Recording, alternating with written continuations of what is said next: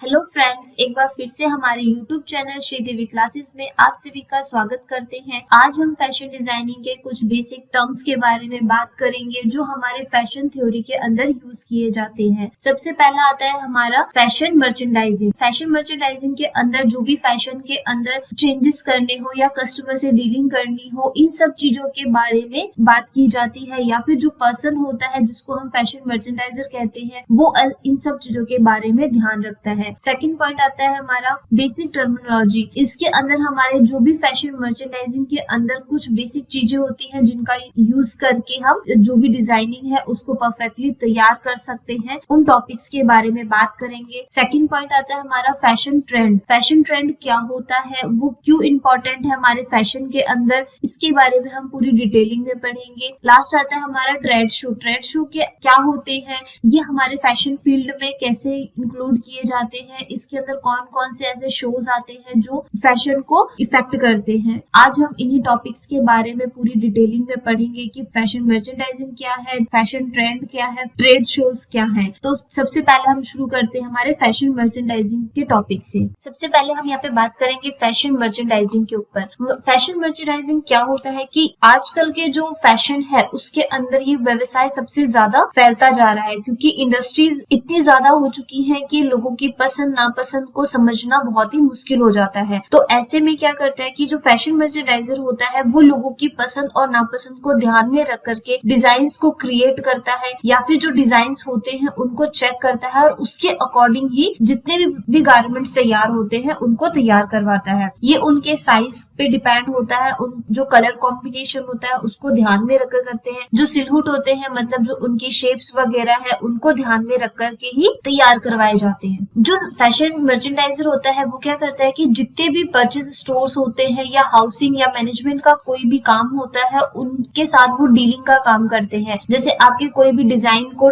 Create करना है या फिर लोगों को बताना है कि किसी डिजाइन के बारे में, उसके ऊपर ही आगे का प्रोसेस कंप्लीट करवाना है, तो फैशन मर्चेंडाइजर ही उसकी डीलिंग करता है। जो फैशन डिजाइनर्स होते हैं उनको हमेशा आपके फैशन मर्चेंडाइजर की सराहना करनी चाहिए, क्योंकि जो फैशन मर्चेंडाइजर होता है वही किसी डिजाइन को लोगों तक पहुंचाता है या फिर उनको उसके बारे में डिटेलिंग समझाता है, और जो आगे के प्रोसेस होते हैं जैसे उसकी कटिंग, साइजिंग, कलरिंग, सब चीजों के बारे में ध्यान रख करके लोगों तक पूरी डिटेलिंग पहुंचाते हैं। यही आगे की जो डीलिंग होती है, जैसे मान लो किसी शॉप पर हमको डील करना है कि कौन से डिजाइन हम क्रिएट करा सकते हैं, लोगों को क्या चीजें पसंद आएगी, ये सारा काम फैशन मर्चेंडाइजर ही करता है। फैशन मर्चेंडाइजर का मेन पर्पस होता है कि जो भी गारमेंट है या फिर जो भी डिजाइन है उसको प्रमोट कराना, या फिर जो कस्टमर होते हैं उनको प्रभावित करने के लिए यूज करना। ये जो भी डिजाइन्स होते हैं उनको सिर्फ कस्टमर तक ही नहीं, जो डीलर्स होते हैं या फिर जो भी शॉपकीपर्स होते हैं उनको भी इजीली पसंद आ जाए, इन सब चीजों का ध्यान रख के ही वो डीलिंग करते हैं। इसके अंदर आपके जो डिजाइन होता है उसके जो सिलहुट हो गए या फिर साइज हो गए, कलर हो गए, उसकी जो कॉस्टिंग है, वो सब चीजों के बारे में ध्यान रखता है कि अगर मान लो कोई भी मिडिल क्लास फैमिली के पर्सन है या फिर हाई फाई फैमिली के पर्सन है, तो सबके लिए अलग अलग कॉस्टिंग के एक अच्छी ड्रेसेस कैसे तैयार करवा सकते हैं उनकी पसंद के अकॉर्डिंग, इन सब चीजों के बारे में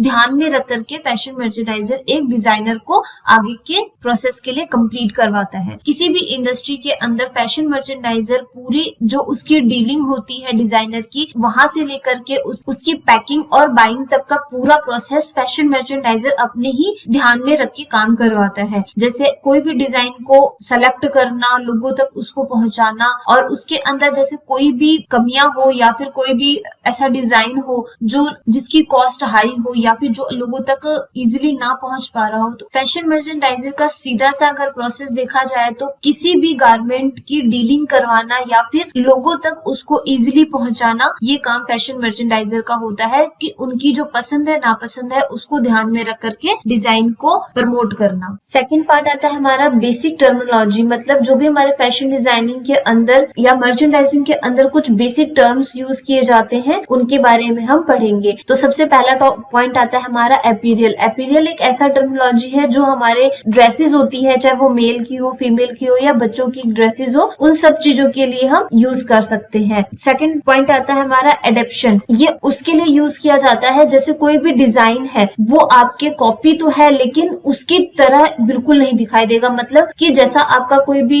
मान लो आपके पास लॉन्ग स्कर्ट है, उसी डिजाइन का कोई दूसरा भी लॉन्ग स्कर्ट होगा, लेकिन वो दोनों सिमिलर नहीं होंगे बट डिजाइन सिमिलर होगा। तो मतलब किसी डिजाइन को कॉपी करना बट उसकी तरह सिमिलर नहीं होना। नेक्स्ट पॉइंट आता है एंटीक। एंटीक क्या होता है कि जो भी पुराने डिजाइन होते हैं, मतलब कोई एंशिएंट पीरियड्स के डिजाइन है, उनको आज की जनरेशन में या फिर आज के जो डिजाइन है उनके अंदर उसको स्टाइल करना या फिर उसको डिजाइन करना, ये हमारे एंटीक में कहलाता है कि मतलब कुछ अलग सा दिखने वाला चीज। नेक्स्ट पॉइंट आता है असिमेट्रिकल। असिमेट्रिकल क्या होता है कि जो भी डिजाइन होता है वो दोनों साइड से डिफरेंट होते हैं, मतलब या तो अप एंड डाउन होंगे, मतलब सिमेट्रिकल या फिर राउंड में, या फिर कोई इक्वल नहीं होते हैं। अगर आपकी स्कर्ट है तो वो अप एंड डाउन में होगी, या अगर आप वन पीस ड्रेसेस पहन रहे हैं तो वो भी आपके वन साइडेड अप होएगी और नेक्स्ट साइड में डाउन होगी, तो वो होते हैं आपके asymmetrical. Brand name. Brand name क्या होता है कि जो भी आपका डिजाइन है या फिर जो भी आउटफिट तैयार हो रहा है उसका एक पर्टिकुलर मैन्युफैक्चरर होगा, मतलब उसका एक पर्टिकुलर नाम होगा। जैसे किसी भी डिजाइन या किसी भी फैब्रिक का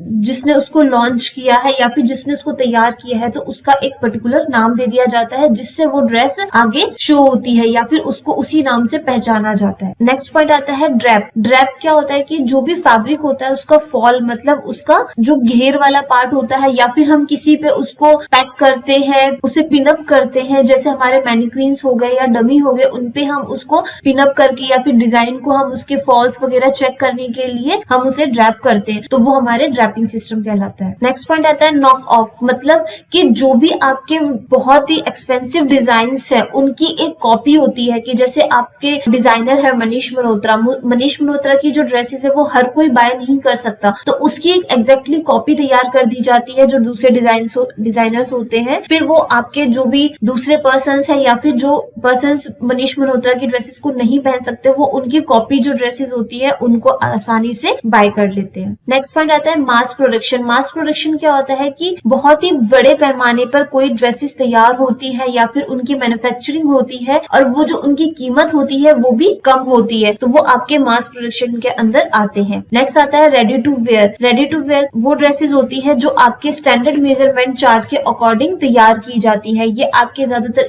इंडस्ट्रियल में यूज की जाती है, क्योंकि जब भी हम कोई ड्रेसेस मार्केट जाकर के खरीदते हैं तो वो जो बनी हुई ड्रेस होती है वो आपके रेडी टू वेयर ड्रेस कहलाती है। लास्ट पॉइंट आता है सिलहुट। सिलहुट क्या होता है कि जो गारमेंट होते हैं उसकी आउटलाइनिंग, मतलब कोई भी गारमेंट बना रहे हैं तो जो उसकी आउटलाइनिंग होती है डिजाइनिंग करते समय, वो आपके सिलहुट कहलाती है। नेक्स्ट टॉपिक आता है हमारा फैशन ट्रेंड। फैशन ट्रेंड क्या होता है कि जो भी न्यू डिजाइन क्रिएट होते हैं या फिर नए डिजाइन मार्केट के अंदर आते हैं वो आपके फैशन ट्रेंड कहलाते हैं। ये आपके सीजनल के अकॉर्डिंग भी हो सकते हैं, जैसे मान लो विंटर सीजन चल रहा है तो विंटर की जो नया फैशन आएगा, जैसे उसके अंदर आपके वेलवेट के या फिर वुलन ड्रेसेस का सबसे ज्यादा चलन होता है, तो वो आपके फैशन में हो जाते हैं। उसी तरीके से अगर आपका रेनी सीजन चल रहा है तो रेनी के अंदर हम ज्यादातर कॉटन फैब्रिक या कोई दूसरे फैब्रिक्स का यूज करते हैं। उसी तरीके से हमारे समर ट्रेंड चल रहा है तो उनके अंदर हम हमेशा कॉटन फैब्रिक का ही यूज करते हैं, तो उससे रिलेटेड जो भी ड्रेसेस तैयार की जाती है वो आपके फैशन ट्रेंड के अंदर आ जाती है। फैशन ट्रेंड क्या होता है कि जो भी आपके नए डिजाइन्स हैं उनको स्वीकृति देना या फिर उसको हाईलाइट करना, ये हमारे फैशन ट्रेंड के अंदर आते हैं। ये आपके सीजनल के अकॉर्डिंग होते हैं, मतलब जो भी सीजन चल रहा होता है, चाहे आपका विंटर हो, समर हो, रेनी हो, इस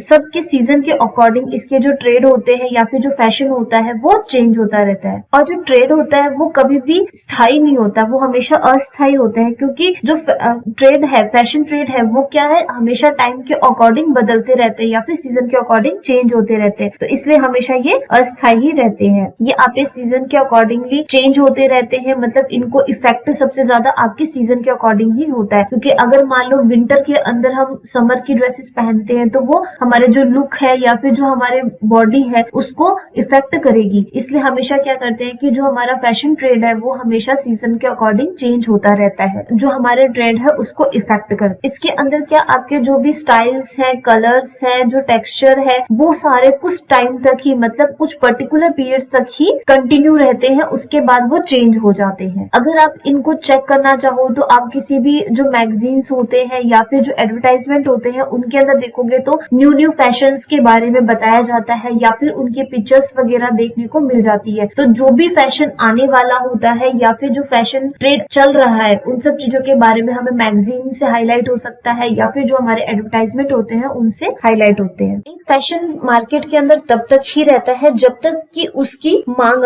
बढ़ती रहती है या फिर कोई नया डिजाइन मार्केट के अंदर नहीं आता है, तब तक ही उसका फैशन चलता है। अगर कोई नया डिजाइन मार्केट के अंदर आ जाए तो जो भी हमारा पुराना फैशन चल रहा होता है या फिर जो उस टाइम फैशन चल रहा होता है वो तुरंत चेंज हो जाता है, या फिर जो ग्राहक की पसंद है उसके अकॉर्डिंग अगर उसको ज्यादा बाय किया जा रहा है या फिर ज्यादा खरीदा जा रहा है मार्केट के अंदर तो ही वो फैशन कंटिन्यू रहता है। फैशन ट्रेंड के अंदर जो भी डिजाइन होते हैं उनकी जैसे लेंथ हो गई, रंग हो गया, उसका जो टेक्सचर है, सिलहुट हो गया, या उसकी जो कटिंग है, फिटिंग है, या गारमेंट की जो डिजाइनिंग है, इन सब चीजों को डिपेंड करता है उसका जो फैशन है। जैसे ही कोई फैशन मार्केट के अंदर लॉन्च हो जाता है उसके बाद उसकी जो पूरी डिटेलिंग होती है या फिर जो उसके अंदर ब्रांड नेम हो गया या फिर उसको जो आगे का जो प्रोसेस होता है वो तब चालू किया जाता है। उससे पहले उनकी सिर्फ जो डिजाइन है उसको लोगों तक ही प्रभावित करने के लिए चेक किया जाता है। नेक्स्ट टॉपिक आता है हमारा fashion trade show. Trade show क्या होते हैं कि जो भी फैशन शोज होते हैं उसके अकॉर्डिंग ही तैयार किए जाते हैं। ये आपके फैशन वीक्स हो सकते हैं या फिर इंडस्ट्री के अंदर जो हमारे फैशन शोज होते हैं उनको इंक्लूड किया जाता है। इनके अंदर जो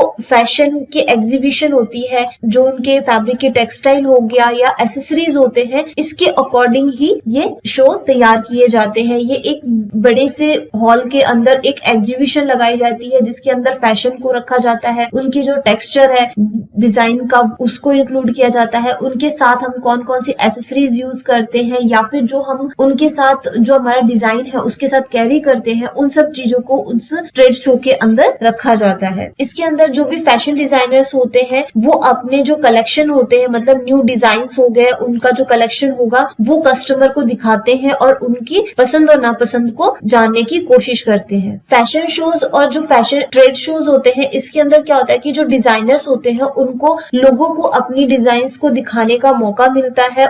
जो उनके डिजाइन्स है उनको लोगों तक प्रभावित करने का एक मौका दिया जाता है, जिससे क्या होता है कि जो भी कस्टमर्स होते हैं वो डायरेक्ट डिजाइनर से अपनी बुकिंग करवा सकते हैं। जैसे उनके कोई भी डिजाइन से उसको अगर सेलेक्ट करते हैं तो वो डायरेक्ट डिजाइनर को बता करके उसकी बुकिंग कर सकते हैं। इसका एक फायदा और भी है कि जैसे अगर आपको अपना बिजनेस बढ़ाना है तो भी आप अपने जो डिजाइन है वो कस्टमर को डायरेक्टली दिखा सकते हैं। फैशन वीक्स जो होते हैं उनके अंदर हमारे 4 सबसे मेन होते हैं, जैसे लंदन फैशन वीक हो गया, मिलन फैशन वीक हो गया, न्यूयॉर्क फैशन वीक हो गया और पेरिस फैशन वीक्स हो गए। इसके अलावा और भी ऐसे फैशन वीक्स होते हैं जिनके अंदर बहुत सारे डिजाइन होते हैं जो डिजाइनर्स अपने ड्रेसेस को या जो उनके एसेसरीज है, टेक्सचर है, उनको शो करते हैं कस्टमर को डायरेक्ट डीलिंग के लिए। ट्रेड शो के अंदर हमारे जो भी डिजाइन होते हैं, जो न्यू डिजाइन क्रिएट होते हैं या फिर कोई भी ऐसा डिजाइन है जो हम डायरेक्ट कस्टमर तक पहुंचाना चाहते हैं, उन डिजाइन्स को भी हम इसके अंदर सेलेक्ट कर सकते हैं। ये लोगों तक डायरेक्ट ही पहुंच जाते हैं। उसी तरीके से आज के टॉपिक में हमने कुछ